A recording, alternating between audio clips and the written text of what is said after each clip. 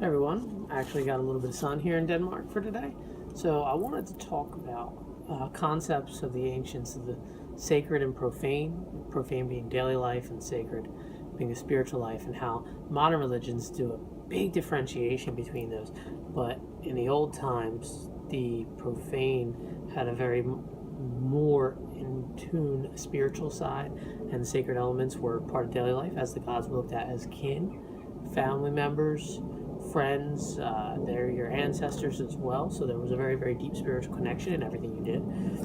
So with that being said, and with the fact that daily life was so spiritual, I think a lot of people look for deeper meaning when they don't realize that the ancients, in many ways, the things that were spiritual, the rituals they conducted, a lot of that is based on intuition. If it feels right, it is right. It's simple.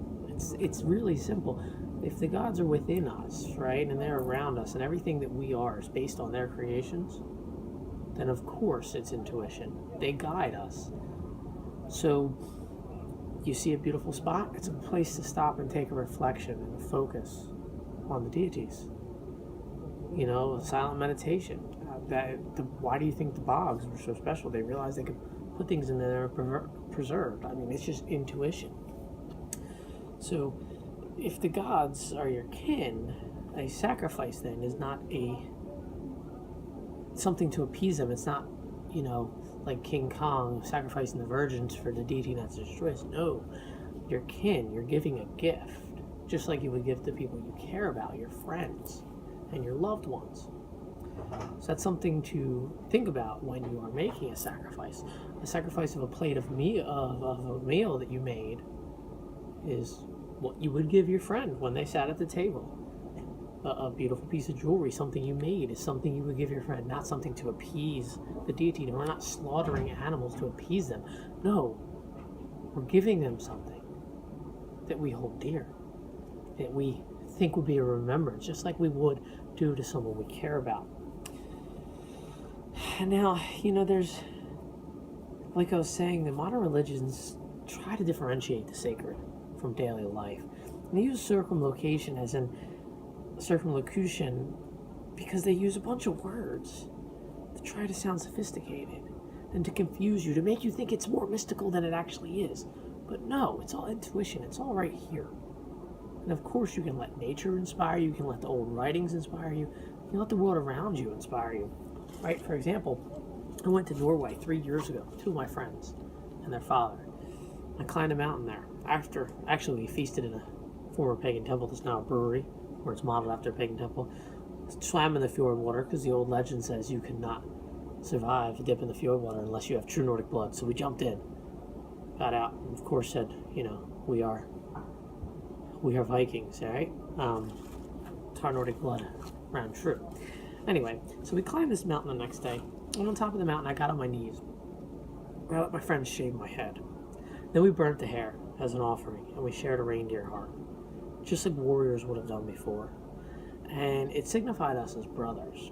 And you can kind of find different things in the myths to show that before going on a voyage or before attempting things, the people that would be kin would do something to change their appearance, shave, change their hairstyle, etc. So we modeled it off of there, and it's something that many other my friends have done, and their children have done as well when their child goes on the first mountain climb. And it signified a break with who I was, as in I had traveled thousands of miles away from home, did this mountain climb, got on my knees and let my friend shave my head.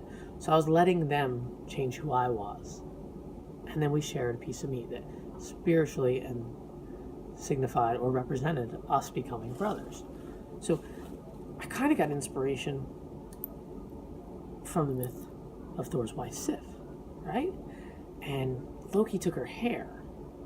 So when he got it back, he had to go to the dwarves. But what he brought back with him was the gifts of the gods, the things that preserved Asgard, as the flaming sword.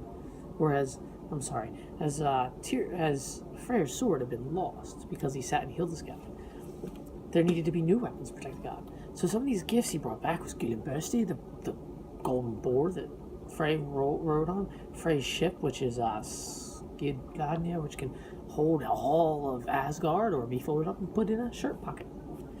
And then also, of course, Gungnir, Freya's hair, Odin's arm rings, Ripnir, which would shed itself, replicas of itself, ensuring the gods to always, continually have the means to have economic prosperity, even if it was only representative of our daily life, and also Thor's hammer, right? So in something horrible, and in Loki causing great troubles and tribulations to himself, he brought back, and Sif having her hair lost, he brought back gifts that ensured the safety of Asgard and would help Asgard protect itself. So, you know, we gotta think of things like that. The deities through that story, you know, they show, and through that legend, if you look it up, Thor shows rage, and Sif humbled embarrassment, and Loki mischievous tendencies, and Odin fury. Shows them as men and women, shows them as our kin, our family member, our friends, our ancestors. And that's why we have inspiration and should always revere them. Because regardless of what you think about the gods, whether they be physical manifestations of or personifications of the forces of nature, or actually historical personages, either way, it's what the ancestors used as an archetypal role model. And that's why the profane in the ancient world was the sacred. Daily life was your communing with the gods. I think that's very important to remember, and very important. They were family members, and you dealt with them as such, albeit respectfully, as you always would. You always should humble yourself. We lose that in the modern world. We're arrogant. We don't humble ourselves. But remember, if you feel that it is a worthy gift to the gods, if you feel that something intuitively feels right, a sacrifice feels right, you know, a little bit of blood here, a meal there, to carve something out of wood, to sit and quietly reflect, then it is right. Because nature is all around us. And if Yggdrasil is the unifier, then anything we feel intuitively is the sacred, our world around us. The magpie, right there, is speaking to me. What does that mean? It means whatever in your heart that you desire it to mean. The intuition-based worship was an integral part of the way the ancestral people of the Paleolithic, Mesolithic, Neolithic, Bronze Age, and then Iron Age, Northern Europeans. So, hope I stayed on track. Decent amount there. Enjoyed the day. I'm doing a massive pork roast, so gotta get back to it.